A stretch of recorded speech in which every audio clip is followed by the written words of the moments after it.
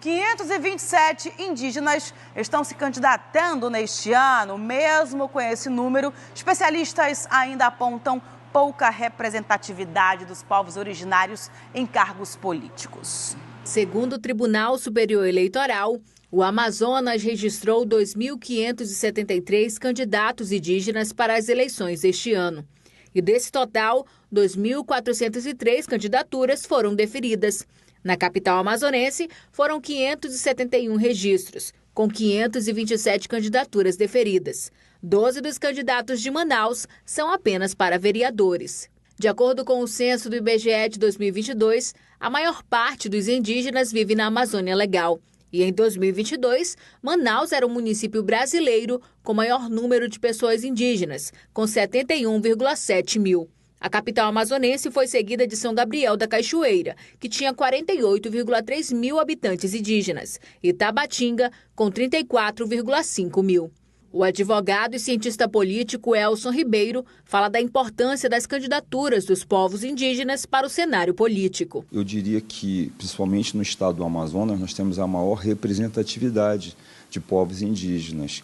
Seria muito importante para a democracia poder diversificar e ter representante desses povos originários nas câmaras de vereadores, não só em Manaus, como nas câmaras dos 62 municípios. Segundo a presidente da Comissão de Amparo e Defesa dos Direitos dos Povos Indígenas da Ordem dos Advogados do Amazonas, os candidatos enfrentam sérios desafios nas eleições. Nós temos aí diversas barreiras sociais, mas é importante frisar que a cota por fundo partidário para indígena, ela não está em vigor. Infelizmente, ela depende de uma avaliação do Tribunal Superior Eleitoral e, por essas questões, os candidatos indígenas, para que eles não saíssem prejudicados, eles acabaram, indígenas mulheres, se inscrevendo, se candidatando pela vaga de mulheres e indígenas homens indo pela cota parda. Inori afirma que a representação indígena pode mudar as leis e políticas que impactam as comunidades indígenas. Eu entendo que somente a partir de nós, os povos originários, é que iremos poder pensar em políticas públicas pró-indígenas que realmente funcione na prática para nós, né? E nós observamos na prática que alguns partidos até lançam candidaturas indígenas.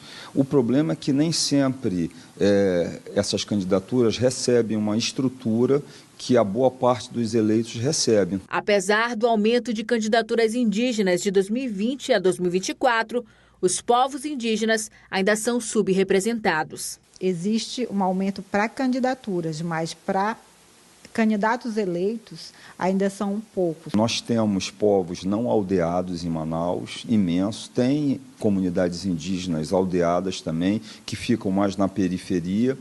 E é importante ter políticas destinadas a essas pessoas, né? Além do que o Amazonas tem o maior contingente de população indígena do Brasil. É importante a gente falar sobre o protagonismo indígena, né, minha gente? Fico muito feliz, sim, quando eu vejo um candidato ali, ainda mais chegando, um político chegando ali a Brasília, ao Senado, enfim, é muito importante, faz parte também da nossa democracia, né? E você se pergunta qual a importância dos indígenas na política brasileira. Eu poderia passar meia hora aqui falando a respeito desse assunto, porque a gente sabe que a participação de cada um é muito importante, sim,